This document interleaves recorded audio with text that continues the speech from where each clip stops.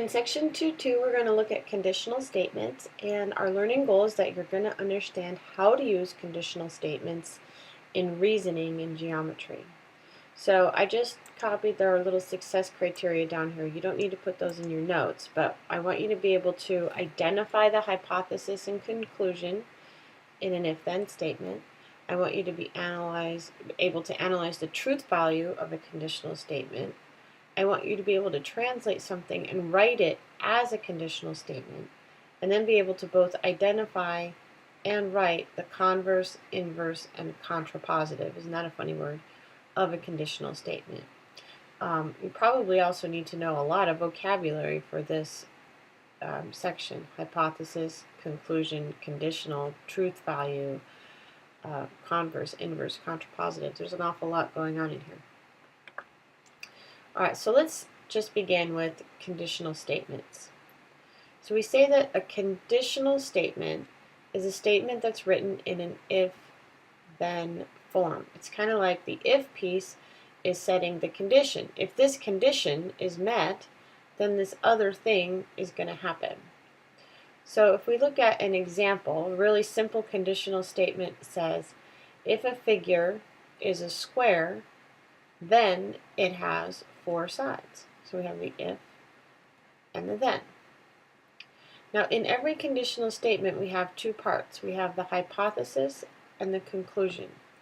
The hypothesis of the statement always follows the if, and the conclusion of the statement follows the then. It's important to note that when I say follows, I mean follows. The hypothesis does not include the if, and the conclusion does not include the then. It's just the part that comes after.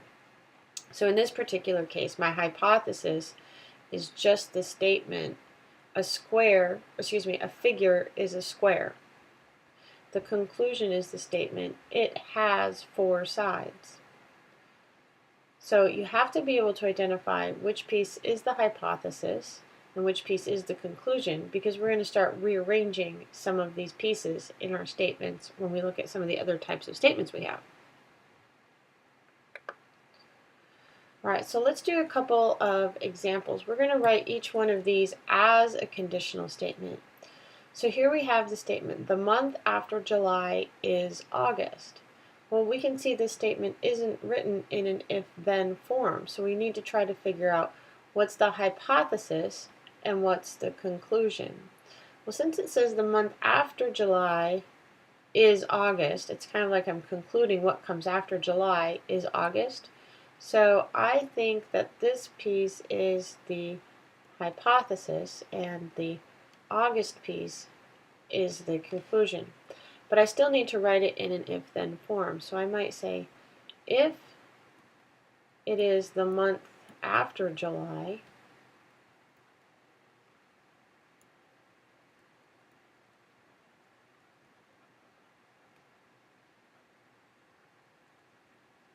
then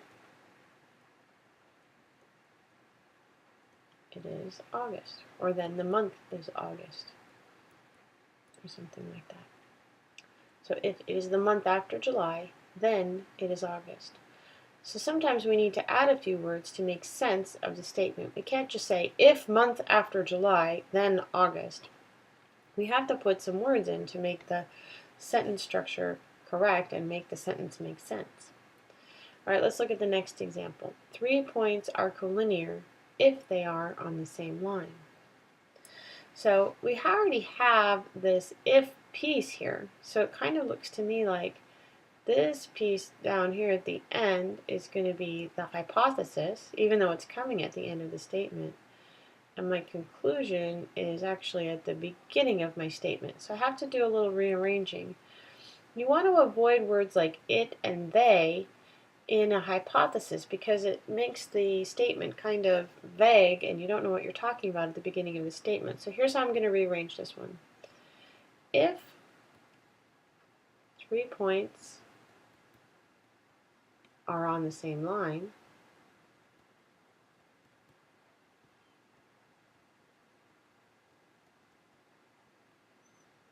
then what was the conclusion talking about? It's talking about being collinear. then they are collinear. So the part following the if is talking about the points being on the same line, and the part following the then is the part talking about the collinear. But I had to rearrange some of the pieces in order for it to make sense. So I had to get the 3 points in the hypothesis so I knew what I was talking about. Instead of saying, if they are on the same line, then 3 points are collinear. Then I don't know what I'm talking about at the beginning of the sentence. It's much better to identify what you're discussing in the beginning of your conditional statement. If you look down below, I want you to take note of that. Avoid using words like it and they, and instead describe it. Is it a figure? Is it a shape? Is it 3 points? Is it a line? Whatever it is that you're talking about, identify it or describe it in the hypothesis. So let's look at one other example of that. If I say a triangle has 3 sides, and I want to translate that into a conditional statement, here's something that's not as good. If it is a triangle, then it has 3 sides. That's okay.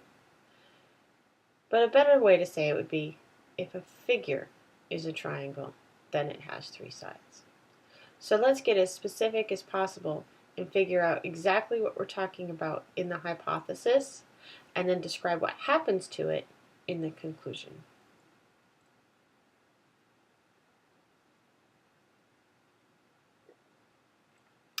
So now let's work on identifying both the hypothesis and the conclusion of each of the statements. So for example, if I say, if today is Wednesday, then tomorrow is Thursday, we can see that today is Wednesday is the part that follows the if, so that's going to be my hypothesis. Tomorrow is Thursday, that's the part that follows the then, so that's my conclusion. If I wanted to write it out, I would say the hypothesis is just the statement, today is Wednesday.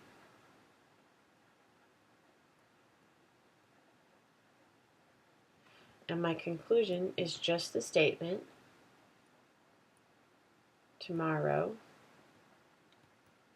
is Thursday. Now in mathematics, we have a couple different ways of indicating like what's a hypothesis and what's a conclusion. So in notation, sometimes instead of saying if hypothesis then conclusion, we say if P then Q. So P is representing the hypothesis and the letter Q is representing the conclusion. So if my hypothesis then my conclusion, if P then Q. And another way that we write this in mathematics is using this little arrow symbol. So P, if P, then Q. Sometimes when people read this statement, they might say P implies Q, and that's really just the same thing as saying if P happens, then Q happens. So it's still just an if-then statement. But we will use this notation to discuss what my conditional statements are and how I can rearrange some of the terms. So this really means if P, then Q. So now let's discuss the other types of conditional statements that we have. They're still going to be in an if-then form. We're just going to rearrange some of the components of them. So I should have written, this shouldn't say hypothesis, sorry about that. This should say conditional. Let's fix that. Typo. So my conditional is always in the form, if my hypothesis, then my conclusion, or if P, then Q. So an easy example is, if it is sunny out, then the sky is blue. My hypothesis, it is sunny out. My conclusion, the sky is blue. Now the converse is going to switch the hypothesis and the conclusion. So up here my conclusion was Q, the sky was blue. My hypothesis was P, it is sunny out. So the converse switches those two and it says if Q, then P. So you see that in my statement here. Here we have, oops, I wanted to do that in blue. Let's try that again. Here we have my statement, if the sky is blue. You can see this was my cue from before, or my conclusion from before. Then it is sunny out. And I'm not saying that these are all strictly true statements. I just wanted to give some simple examples. And for the most part, yeah, if it's sunny out, then the sky's going to be blue. And for the most part, if the sky is blue, then it's going to be sunny out. Or at least if the sky looks blue, as opposed to gray and dark and cloudy and all that stuff. Okay, now the inverse negates the hypothesis and the conclusion, the original from the conditional statement. And negates just is like saying not, that doesn't happen. So the way that we read this statement over here, this little tilde, this little squiggly line right here, means not P. So this is saying if not P, then not Q. Or in other words, if P doesn't happen, then Q doesn't happen either. So let's see what we have here. If it is not sunny out, it is not sunny. That's saying not P. Then the sky is not blue. So it's the opposite of my original hypothesis and conclusion. Now the last one, the contrapositive, does both of those things. It both switches and negates the original hypothesis and conclusion. So we have if the sky is not blue, that's my not Q, then it is not sunny out. That's my not P. So if it is sunny out, then the sky is blue, is my original statement. If the sky is not blue, then it is not sunny out, is my contrapositive statement. These two statements are what we call equivalent statements. They actually tell us the same thing. If it's sunny out, then the sky is blue. Implies that if the sky isn't blue, then it can't be sunny out. If it is sunny out and the sky is always blue, and we know that the sky is not blue, we know that it's not sunny out. This is where your head starts spinning a little bit because of all the different orders of information. All right, let's do one last example, and we'll talk about truth value and logically equivalent statements. So, if an insect is a butterfly, then it has 4 wings. So we can see an insect is a butterfly is my original hypothesis. Then it has 4 wings is my original conclusion. It can be really, really helpful to underline and label these statements when you're working with conditional statements because it makes it easier to figure out how to rewrite them. So the converse, remember, is if Q, then P. The inverse was not P, then not Q. And the contrapositive switched and negated. So not Q and not P. So let's write these statements. The converse would be, remember, I don't want to say if it has 4 wings because I don't know what I'm talking about. So maybe if, what is it? It's an insect. So if an insect has 4 wings, then it is a butterfly.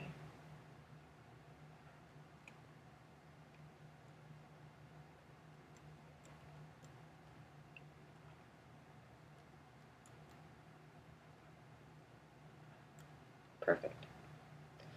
The inverse negates the original. So we're going to leave it in the same order, but it's now we're going to put those words not in. So if an insect, if an insect is not a butterfly,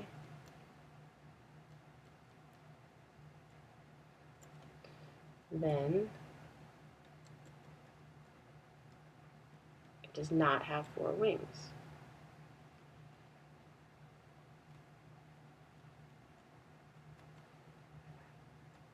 Perfect. the contrapositive switches and negates. So if, and again I'm still putting my insect in at the front here, if an insect does not have 4 wings,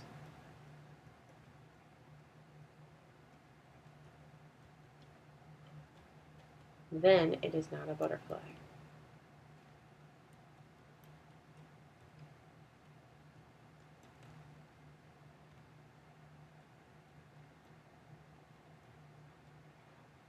Alright, so let's examine the truth value of each of these statements. It sounds kind of like a weird thing to say, but the truth value is just identifying if a statement is true or false. So my original conditional statement, if an insect is a butterfly, then it has 4 wings. You're going to have to trust me on this one. This one's actually true. Butterflies actually do have 4 wings. If an insect is a butterfly, then it has 4 wings. True.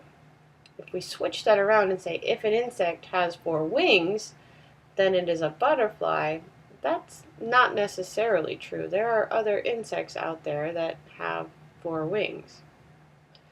So the same is true with the inverse. If an insect is not a butterfly, then it does not have 4 wings. So we can come up with some counterexamples there of insects that aren't butterflies that don't have 4 wings. And then the contrapositive, if an insect doesn't have 4 wings, then it is not a butterfly.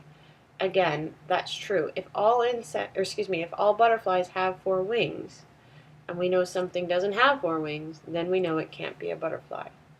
So since my original conditional statement and my contrapositive statement were both true, and my converse and my inverse were both false, we say that those pairs are logically equivalent, meaning they give us the same truth value and they indicate the same thing. So we say that the conditional and contrapositive statements have the same truth value and are called logically equivalent statements. The converse and the inverse are also logically equivalent. So I hope I gave you enough examples for you to be able to identify the hypothesis and conclusion. If we look back at what our success criteria were today, can we identify the hypothesis and conclusion? That's pretty easy. Follows the if, follows the then. Analyzing the truth value is something that we're really going to have to think hard about, because you have to think about if the statement is always true, and can you come up with a counterexample that proves that it's not. The third one, can we write a statement as a conditional? So we have to figure out what's the condition, that's the if, and then what's the result, that's the then, and put it in that if-then form. And then lastly, we want to be able to write the converse, inverse, and contrapositive. Well, if we can figure out what's the hypothesis and conclusion, just use your little chart to remember how to rearrange the terms. I also want you to quiz yourself on that little chart so you can remember the order of each of these statements. The converse switches the hypothesis and conclusion. The inverse negates them, and then the contrapositive switches and negates. So if remembering that piece is helpful, or remembering your P's and Q's is helpful, you should probably do a little bit of quizzing with each other, turn in pairs and quiz each other about which is which and how you set it up. Alright, so that's it for this section. I'm going to have you guys do a little practice on this, and then I'll check and see tomorrow if you remember what you were supposed to learn.